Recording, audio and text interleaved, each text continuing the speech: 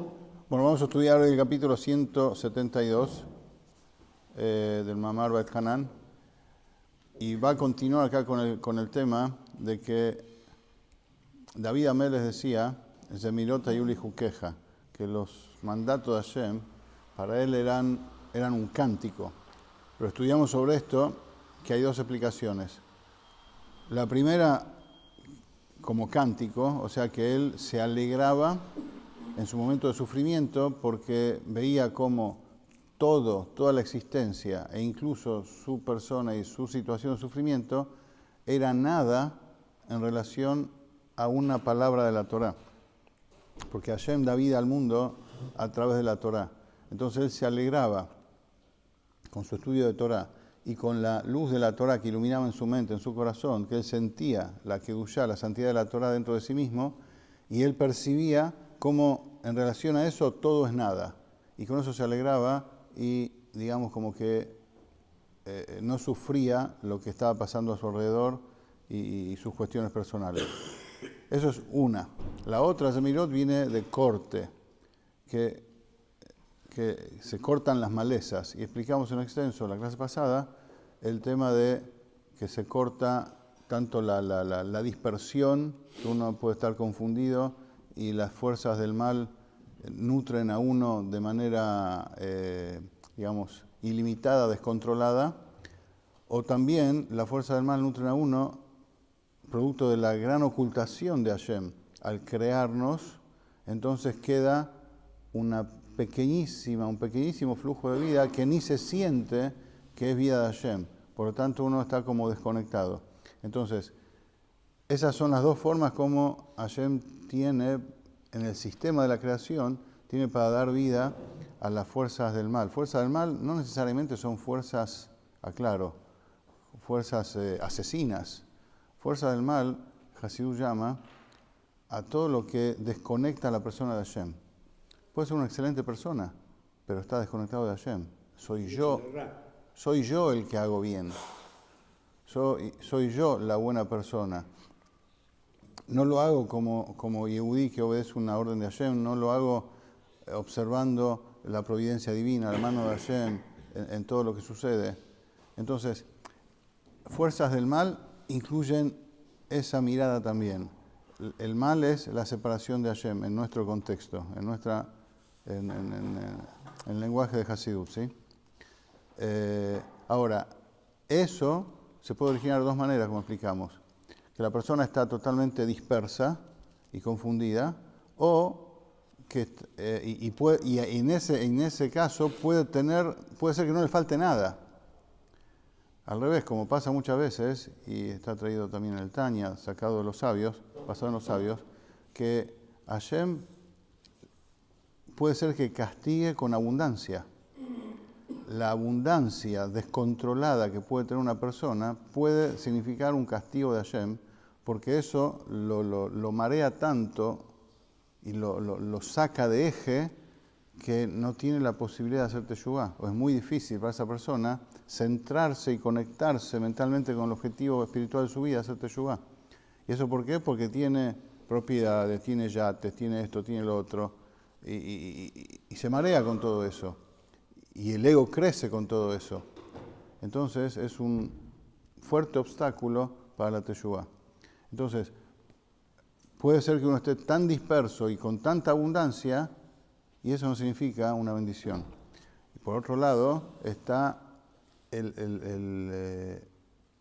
diminuto flujo espiritual con que Hashem nos sostiene, que es tan diminuto que nos creemos autosuficientes, y eso también da lugar a el ego y las cosas negativas. Entonces, ¿cómo se suprime todo eso? Explicó el Rebbe en el capítulo anterior, 171, concentrándose y reflexionando, como dice Shulchan Aruch, explica Hasidut, en la grandeza de Hashem. Cuando la persona toma conciencia de cuán grande es Hashem y cuán pequeño es uno, cuán infinito es Hashem y cuán limitado es uno, y lo pone en práctica en la tefilá, en ese momento, o sea, y se conmociona mental y emocionalmente por la grandeza de Hashem y por la paradoja que significa la grandeza de Hashem y la cercanía y unión de ese Dios con uno mismo, ¿sí? Todo eso emociona tanto a la persona que entrega la totalidad, el 100% de su voluntad a hacer lo que Hashem quiere de uno. Entonces, cuando uno entrega la voluntad de uno, toda esa dispersión se canaliza y se concentra hacia el lugar correcto, hacia hacer la voluntad de Hashem. Y eso impacta hasta el desarrollo conductual de todo el sistema, de toda la estructura humana, en el habla, en la acción, y todo va de acuerdo a esa entrega. Entonces, de la dispersión, ¡pum!, se va directo al objetivo. Y eso también impacta hasta lo más bajo, que es la acción. Y eso también impacta en la visión de la persona, que deja de estar dispersa y confundida y empieza a ver la mano de Hashem en todo lo que sucede.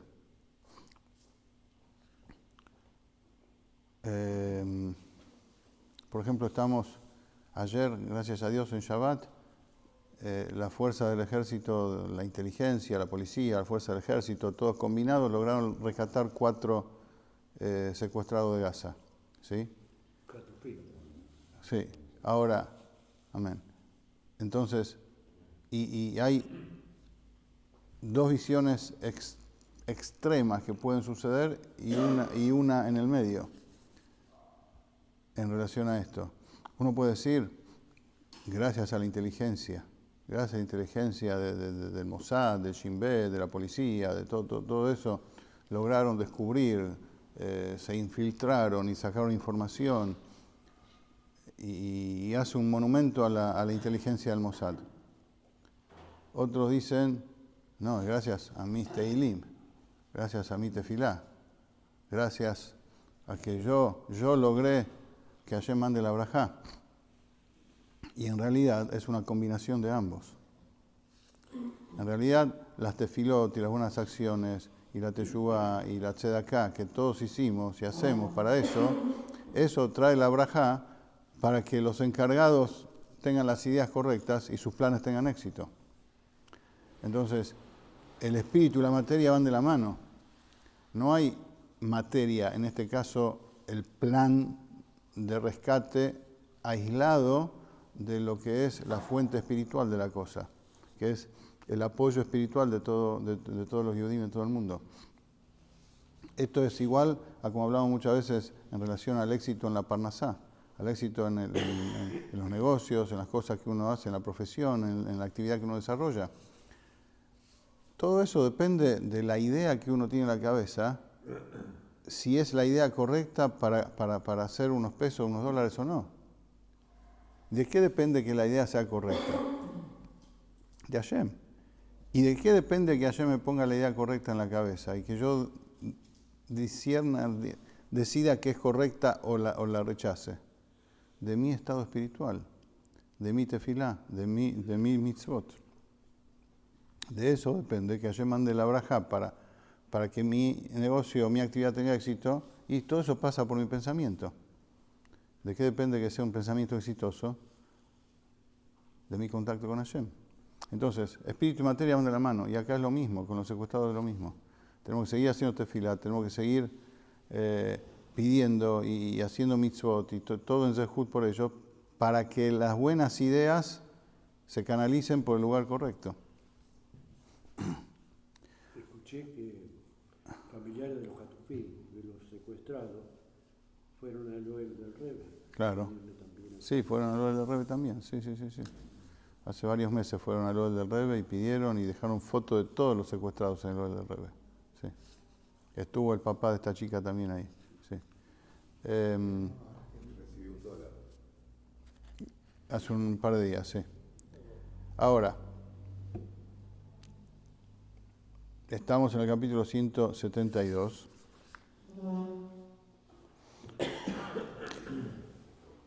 Y así como vimos que la interrupción de ese flujo de fuerzas negativas depende de la actitud del Yehudí, esto lo que estudiamos recién, ¿Qué pasa acá?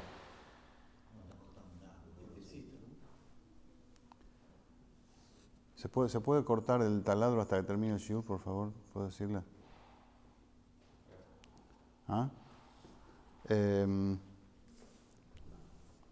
Así como la interrupción del flujo que nutre las fuerzas negativas depende de uno, acá en este capítulo el Rebbe ya va a explicar cómo la alimentación de las fuerzas negativas, lo aleinu también depende de uno. Uno hace que se nutran y aumenten las fuerzas negativas en el mundo, comenzando por uno mismo. Y eso impacta en el mundo entero. Como dice acá, las dos formas como las klipot, las fuerzas impuras, pueden recibir, también depende de las almas judías, de Neshamot Israel. Porque cuando la persona se autoeleva a sí mismo, con el ego y su propia soberbia, aumenta su yeshut, su autoimportancia, entonces en lo espiritual también las fuerzas del mal se fortalecen y crean más disturbio y más desconcentración a nivel global. Entonces el ego de uno, que uno se autoeleva, produce esa energía extra en las fuerzas del mal que produce mayor confusión. Alimenta eso. Y cuando la persona se autodesciende, es decir, se tira al piso, por así decirlo, porque hace descender su cuerpo y con él su parte espiritual, su parte divina que está dentro de uno, en cuestiones que nada que ver con el propósito en la vida, es decir, con cuestiones de ta'avot, deseos y ¿cómo se dice? Y placeres y amores, como dice acá, que nada que ver con uno, pasiones que nada que ver con uno, entonces eso también provoca que la luz de Hashem se oculte mucho más densamente. Como está escrito, hay un pasú que dice que el hombre se agachó y se tiró el hombre. Parece una redundancia. Dice, el hombre se agachó, se refiere a la persona, y se tiró el hombre, se refiere a la estructura divina que tiene el formato del alma, que son las 10 sefirot. Eso también hizo descender. O sea, cuando la persona hace malas acciones y se somete a sus malos sentimientos y pasiones, eso hace descender y que se oculte la luz de Hashem. Y acá el Rebbe aclara cómo puede ser. ¿Qué estamos diciendo acá? Si en realidad, como venimos estudiando, toda la energía espiritual de Hashem viene a través del Kav, como sabemos que es la luz ya preformateada para dar vida a la creación. Y eso de verdad se oculta, porque de otra forma no podríamos existir si no se oculta. Y de verdad, gracias, o mejor dicho, en virtud de ese ocultamiento, surge la nutrición de las fuerzas del mal, al final de todo el proceso. O sea, Hashem hace esto. Pregunta Rode, ¿por qué nos autoculpamos de algo que Hashem ya hizo? Si Hashem mismo da, para que exista el libre albedrío, Hashem mismo da lugar a las fuerzas del mal, autoocultando su luz, hasta el extremo de que no se siente que Él está. Eso ya está hecho, es parte de la creación, parte de todo el sistema de la creación. Dos cosas, la respuesta. Primero, que cuando el hombre peca, agrega nutrición a las fuerzas del mal, más de lo que Hashem hizo para crear el sistema. Una cosa es lo que el sistema que Hashem hizo. Entonces, ese es el escenario que Hashem hace y está hecho de manera tal que el hombre puede vencerlo, puede trascender a eso eligiendo para bien. Pero si uno peca, agrega nutrición a eso, agrega fuerza a las energías del mal. En Etz Haim, en el libro de Kabbalah de Rav Chaim Vital, el alumno del Arizal, hace la diferencia. En el principio de la creación hubo dos hechos que marcaron, digamos, la tendencia del plan B de la creación. El plan A era que Adán y Java no pequen. El mundo iba a ser perfecto, entraba directamente a la era mesiánica. El plan B que pasaba después del pecado, que nosotros estamos recorriendo, haciendo todo ese recorrido para llevar al mundo a una perfección superior a lo que era al principio de la creación. Ahora, el principio de todo fue una cuestión espiritual. Cuando el Midrash dice que la luna se quejó a Hashem porque tenía el mismo tamaño del sol. El Pasú dice que Hashem creó en el cuarto día, ubicó en el cuarto día las dos grandes luminarias. Dicen los Jajamim que la luna medía era igual que el sol, tan grande como el sol. Y la luna se quejó y dijo, ¿podemos ser dos reyes? Dos reyes no gobiernan, hay un solo rey. Entonces Hashem le dijo, disminuite a vos misma. Y la disminuyó a la luna. Y después eso pasó el cuarto día. 2 días después, en el sexto día, Adán y Java pecan. Explica Rav Chaim Vital que son dos acontecimientos que tienen que ver con la nutrición de las fuerzas del mal. La luna representa la Sefirá de Malhut. La Sefirá de Malhut es el nexo entre la divinidad, la espiritualidad y la creación, como ya explicamos muchas veces. Cuando Hashem le dice a la luna, achicate a vos misma, significa que retiró el efecto abundante de toda la luz de Atzilut sobre la Sefirá de Malhut. Retiró toda esa luz y achicó a la Sefirá de Malhut, brindándole solamente lo necesario para que las cosas existan sin revelación de Dios. Mientras la Sefirá de Malhut era enorme, como el sol, entonces significa que recibía de la luz del mundo, de la divinidad de Atzilut, una cantidad, en abundancia tal que podía transmitir divinidad a la creación. Hashem le dice achicate, significa que la hizo achicar, que le sacó el flujo de divinidad. Entonces Malhut quedó chiquito. ¿Y qué quedó de eso? El flujo solamente para crear un mundo material. Ese fue el primer paso. Se fue la divinidad hacia su fuente. Adán y Java pecan. Ese fue el broche de oro. ¿Qué hicieron? Lo poco que quedaba lo metieron más abajo, lo ocultaron más. El pecado hizo que la espiritualidad que estaba en la creación, lo poco que había quedado ya, después del achicamiento de la luna, se ocultó más todavía y se metió quedó presa de las fuerzas impuras. Entonces ahí Hashem liberó las fuerzas impuras, dejando que apresen a la fuerza de santidad que quedaban de la Sefirá de Malhut. Entonces vemos acá también dos cuestiones, que las Klipot reciben porque la fuerza del mal reciben de un nivel superior, porque está ahí como flotando toda la energía que no se canaliza hacia la creación, y eso en la persona, como explicamos, es la dispersión, la confusión, ¿sí? Y después está como a través del pecado uno agranda las fuerzas del mal, le da mucha más energía, porque se introduce uno a sí mismo, la divinidad de uno la introduce en donde no tiene que estar. Y acá hay un punto muy grave cuando la persona peca lo aleino. Porque el tzimtzum, la contracción y ocultación que hace Hashem para crear, comenzando del achicamiento de la luna, etc., son cosas que Hashem mismo hizo como parte de su plan de la creación. Y como es sabido que un tzimtzum, una ocultación voluntaria, de verdad no es ocultación. Es como taparse la cabeza con la propia mano, ¿sí? Me tapo la cabeza con la propia mano y no sirve para decir una brajá, porque el mismo cuerpo no se puede tapar a sí mismo. Tiene que venir algo externo a taparlo. Cuando Hashem decide autoocultarse, desde su perspectiva, no es una verdadera ocultación. La ocultación verdadera se da cuando él, como si fuera, se ve forzado a ocultarse.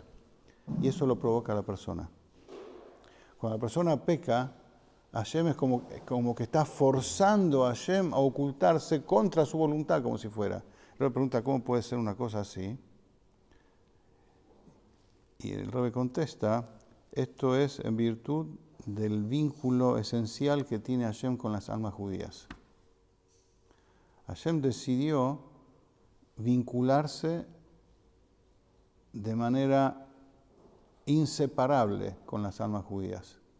De manera tal que cuando un yehudí peca lo aleino, está forzando como si fuera Hashem para que introduzca su energía, su divinidad en el lugar de la impureza y nutra más en abundancia a las fuerzas del mal. O sea, lo que Hashem hace en principio, para Hashem no representa ningún problema, como si fuera. ¿Por qué? Porque él decide ocultarse. Desde él no hay ocultación.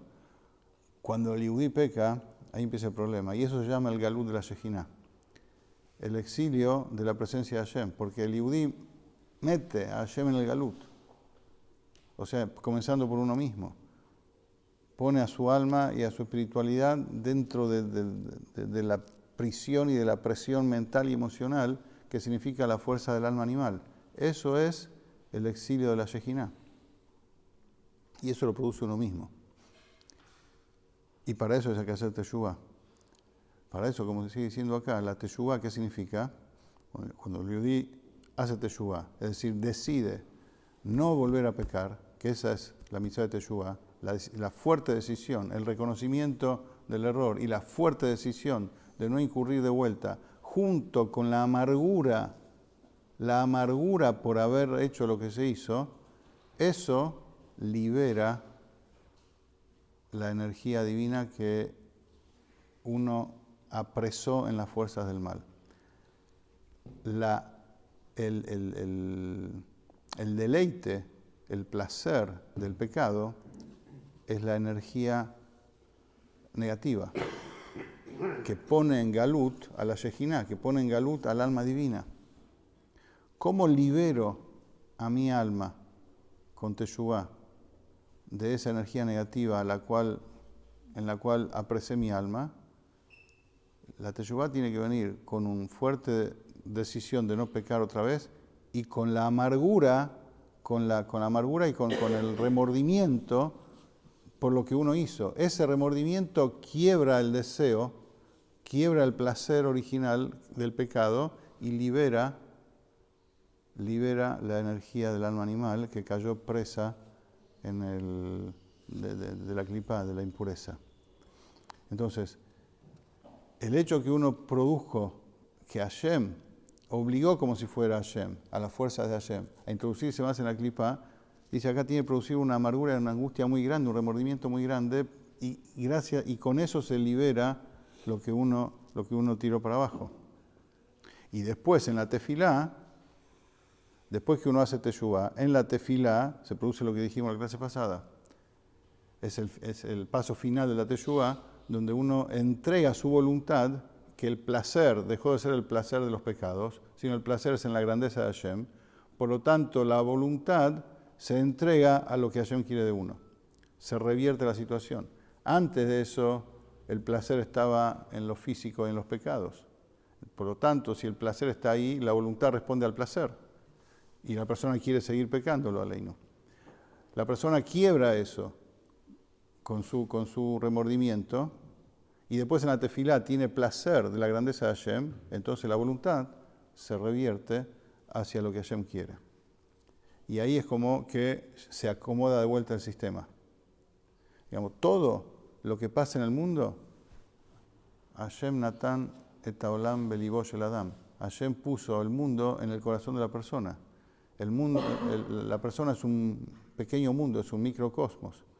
Entonces, todos los movimientos interiores de uno desacomodan o acomodan a la creación entera. Eso es lo que veíamos en la clase pasada, la anterior, acerca de los milagros que sucedían en el Bet HaMikdash. Inclusive el más grande de todos, que eso va a ser, ese es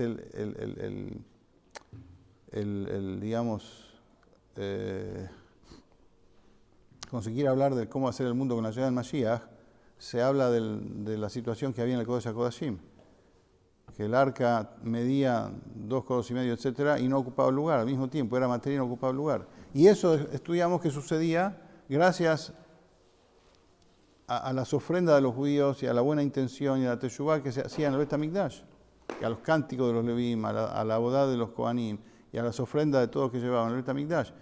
Eso causaba la gran revelación de Hashem, que Hashem mismo se revela y el espacio está por fuera del espacio. El espacio y el no espacio coexisten. Una cosa impresionante. Y eso es gracias a la boda del Yehudí. O sea, Hashem puso al mundo en el corazón de uno. Lo mismo pasa ahora también. Eso lo dice acá. Las fuerzas del mal y del bien están encontradas y enfrentadas en el mundo y comienzan en el corazón y la mente de la persona. Y está en poder de uno acomodar o desacomodar las cosas.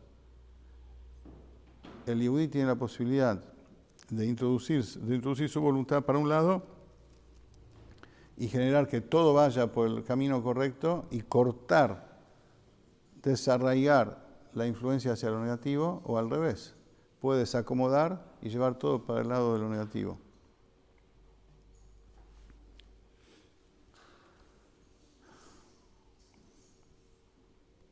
Y por eso, estamos justo antes de Shavuot,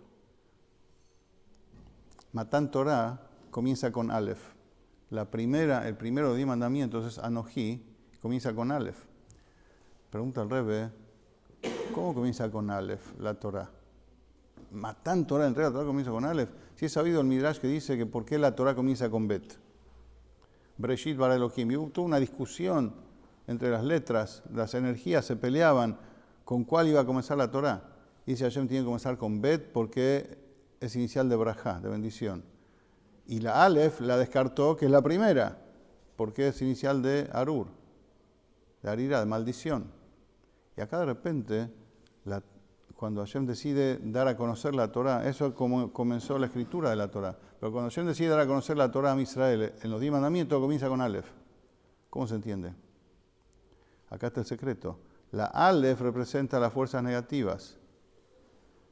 Y el objetivo de la Torah es hacer que esas fuerzas negativas vayan por el camino, por el canal correcto, que no se desvían para cualquier lado. Llevar las fuerzas y neutralizarlas hacia y a través de la Torah. Ese es el punto.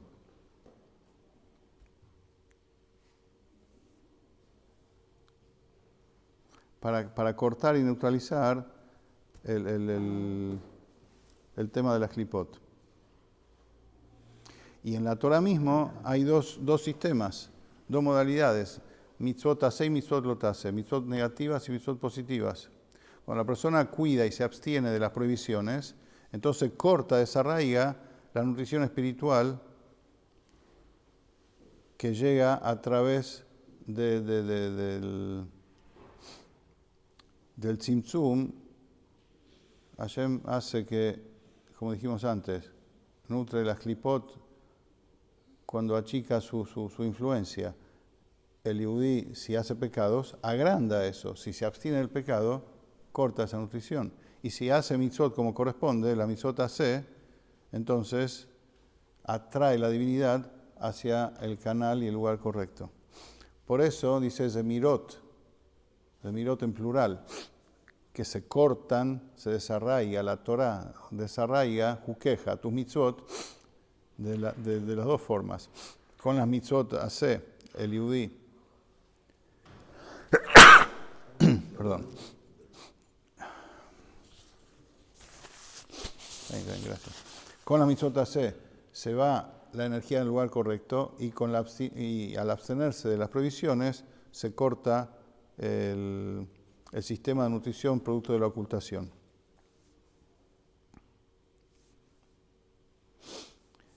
Y con esto termina la explicación de que lo que decía David Amelech.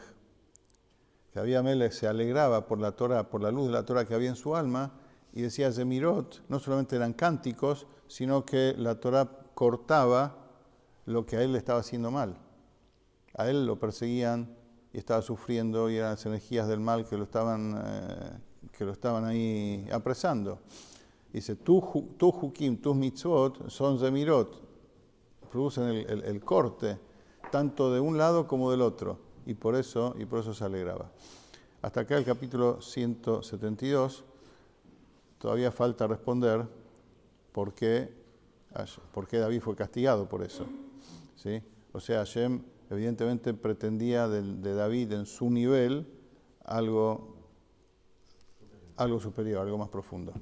¿Preguntas? ¿Comentarios? ¿No? Seguimos al que viene.